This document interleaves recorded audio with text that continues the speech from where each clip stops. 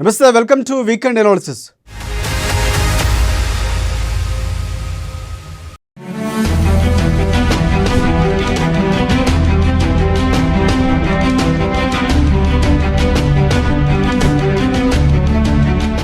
తెలంగాణ రాజకీయాల్లో బీసీ రిజర్వేషన్ల ప్రకంపనలు పుట్టిస్తున్నాయి. రాష్ట్ర ప్రభుత్వం వరుసగా చేసిన ప్రయత్నాల వల్ల బీసీ రిజర్వేషన్ల నినాదానికి హక్కుగా మద్దతు పెరిగింది. బీసీ సంఘాల్లో ఎన్నడూ లేనంత ఐక్యత కనబడుతుంది. బీసీ రిజర్వేషన్లు పార్లమెంటు ద్వారానే సాధ్యమైన డిమాండ్కు అన్ని రాజకీయ పక్షాలు మద్దతు లభించడం పెద్ద ముందడుగు. బీసీలకు 42% రిజర్వేషన్ల అంశాన్ని గత ఏడాదిన్నర కాలంగా లైవ్లో ఉంచడంతో పాటు వివిధ రకాల ప్రయత్నాలు చేయడంలో కాంగ్రెస్ విజయవంతమైంది. బీసీ రిజర్వేషన్లు ఇచ్చే అధికారం రాష్ట్ర ప్రభుత్వాల పరిధిలో లేకున్నప్పటికీ రాష్ట్ర స్థాయిలో చేయాల్సిన ప్రయత్నాలు రాజకీయ ఇబ్బందులు పక్కన పెట్టి మరీ కాంగ్రెస్ చేసింది. శనివారం జరిగిన రాష్ట్ర బంద్కు బీజేపీ మద్దతు ప్రకటించడంపై కాంగ్రెస్ వామపక్షాలు విస్తుపోతున్నాయి. అసలు ఇవ్వాల్సింది కేంద్రంలోని బీజేపీ ప్రభుత్వమే కదా, మీరు రాష్ట్ర బంద్కు మద్దతు ఇవ్వడం ఏంటని కాంగ్రెస్ మంత్రులు ప్రశ్నిస్తున్నారు. బీసీ రిజర్వేషన్ల ఉద్యమానికి మద్దతు ఇవ్వకుండా ఉండలేని అనివార్య సంకటన స్థితి బీజేపీకి ఏర్పడింది. బీసీ బంద్తో ఢిల్లీకి సెగ తాకాలని బీజేపీ ఎంపీ ఆర్ కృష్ణయ్య పిలుపునిచ్చారు. బీసీలకు రిజర్వేషన్లు రావాల్సిందేనని BJP chief Ramachandra Rao, MP Eatala రాజేందర్లు అన్నారు. ఇవ్వాల్సింది ఎవరో బీసీ సంఘాల పోరాటం ఎవరి మీదన్నో ప్రశ్నలకు సమాధానం తెలియక కాదు, రాజకీయ అనివార్యత.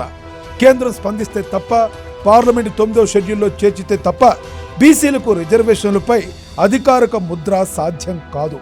బీసీ బంద్ విజయవంతం. బీసీలంతా రాజకీయాలు పక్కన పెట్టి ఏకతాటిపైకి రావడం బీసీ రిజర్వేషన్ల సాధన దిశగా శుభపరిణామమే. కావేవి కలహాలకు అనర్హం.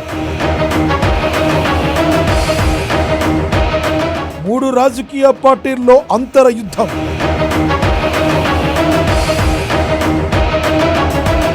తెలంగాణ రాజకీయాల్లో చిత్ర విచిత్రం.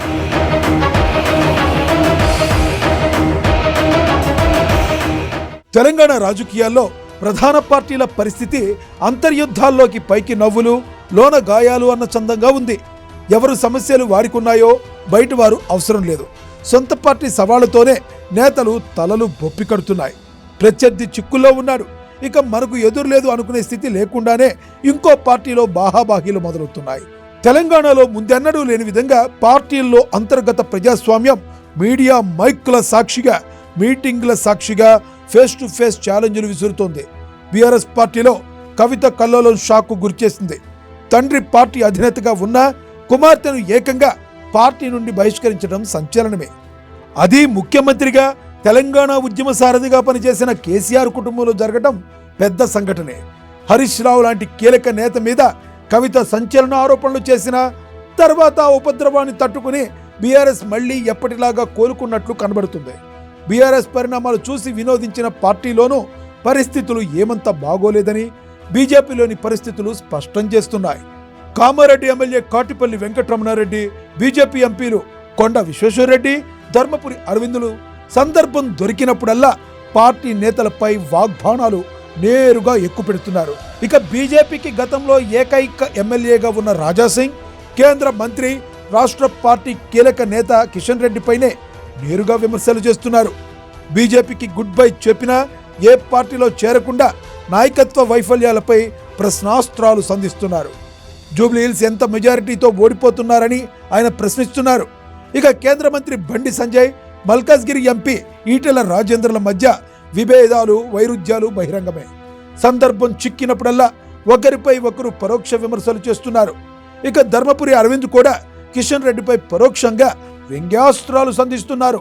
బీజేపీలో ఎంపీలు, ఎమ్మెల్యేలకు గ్యాప్ ఉంది, ఎమ్మెల్సీలకు గ్యాప్ ఉంది, నేతలకు, కేడర్కు గ్యాప్ ఉంది. ఎంపీకి జిల్లా అధ్యక్షుడికి మధ్య జరిగిన కొట్లాటలో చివరికి బీజేపీ హైకమాండ్ ఓ జిల్లా అధ్యక్షుడిని తొలగించాల్సి వచ్చింది. ఇక స్వేచ్ఛ అధికంగా ఉండే కాంగ్రెస్ పార్టీలోనూ ఇటీవల కాలంలో మంత్రులు చిటపటలు హైకమాండ్కు తలనొప్పులుగా మారాయి.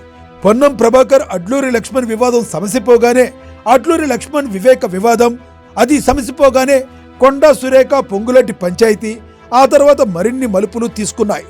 చివరకు హైకమాండ్ జోక్యం చేసుకునే దాకా వచ్చి వివాదం సద్దుమణిగింది. రాజకీయ పార్టీలో అంతర్యుద్ధాలు కామన్గా మారగా ప్రత్యర్థులను ఈ యాంగిల్లో విమర్శించలేని పరిస్థితులు ఏర్పడ్డాయి. ఈ వివాదాలు విభేదాలు ఆయా రాజకీయ పార్టీలపై భవిష్యత్తులో మరింత ప్రభావం చూపే ఇబ్బందులు తప్పవు. గూగుల్ డేటా సెంటర్ పై ఏపీ ప్రచారం. మరోసారి అమరావతిని మించిన హైప్. డేటా సెంటర్తో ఏపీకి ఆర్థిక దన్ను.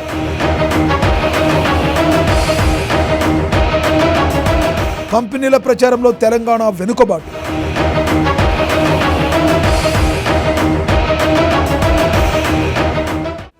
గూగుల్ డేటా సెంటర్తో ఏపీ రాత మారిపోయిందన్నట్లుగా ప్రతి ఇంట్లోకి గూగుల్ క్యాంపస్ వచ్చేసిందన్నంతగా ప్రచారం జరుగుతుంది. ఏపీకి గూగుల్ డేటా సెంటర్ రావటం శుభపరిణామమే. దీని వెనుక మంత్రి నారా లోకేష్ కృషి ఉంది.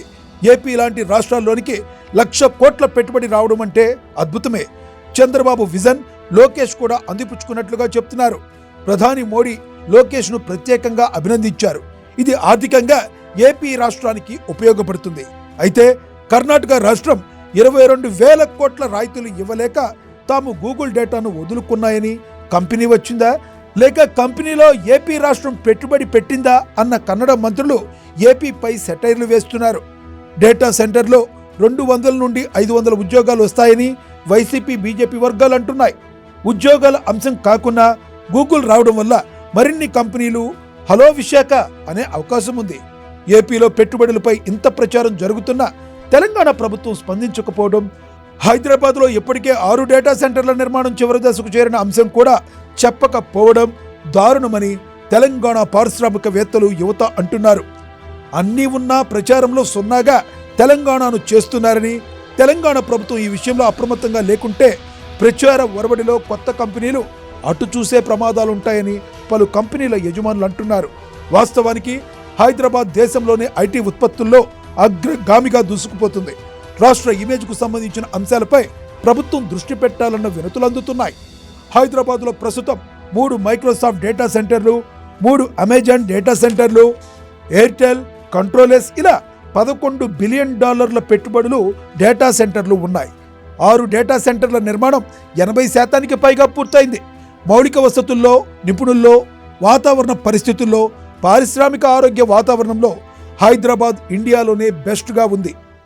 జూబ్లీహిల్స్లో మారుతున్న రాజకీయం.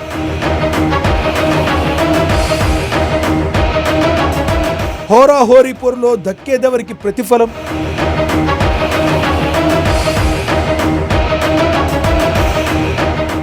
జూబ్లీహిల్స్ పోరుపై స్పష్టత వచ్చింది.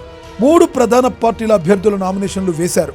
3 పార్టీలో బీసీకి టికెట్ ఇచ్చింది ఒక్క కాంగ్రెస్ పార్టీనే. స్థానిక యువకుడు నవీన్ యాదవ్కు ఎంఐఎం అధినేత అసరుద్దీన్ మద్దతు ప్రకటించారు. బీఆర్ఎస్ సెంటిమెంట్ను నమ్ముకుని రాజకీయం చేస్తుంది. నవీన్ యాదవ్ నామినేషన్ ర్యాలీ అట్టహాసంగా జరగ్గా అధికారంలో ఉండడం కాంగ్రెస్ పార్టీకి అడ్వాంటేజ్గా మారింది. బీసీ ఉద్యమం తీవ్రంగా జరుగుతున్న సమయంలో బీసీకి కాకుండా ఇతర సామాజిక వర్గాలకు టికెట్ ఇవ్వడంలో బీఆర్ఎస్ బీజేపీల వ్యూహం స్పష్టమవుతుందని నేతలు అంటున్నారు. గ్రౌండ్ను కూడా అనుకూలంగా మలుచుకున్న పార్టీకే విజయం లభిస్తుంది.